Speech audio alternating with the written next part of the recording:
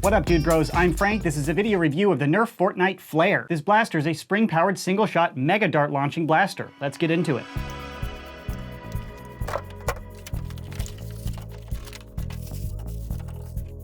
Included is the blaster and 3 mega darts.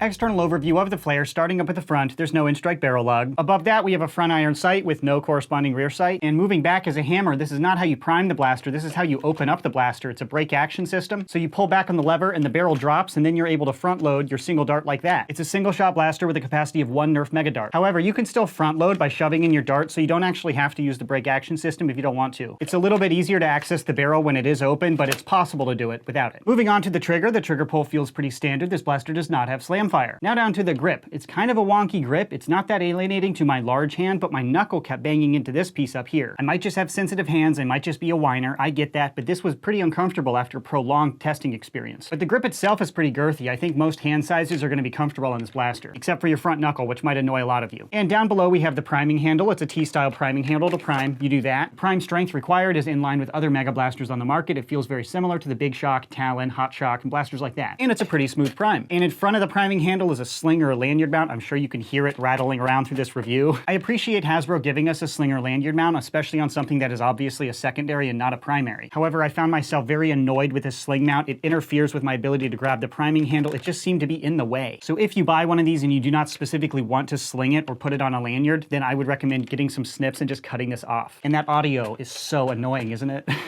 And at first glance, this might look like a tack rail, but this is not a tactical rail. There are no tactics of any kind on this blaster. Lay bummer. That is an external overview of the Fortnite Flare. It's a pretty simple blaster. Now I'll show you it firing. Shooting standard Nerf mega rounds.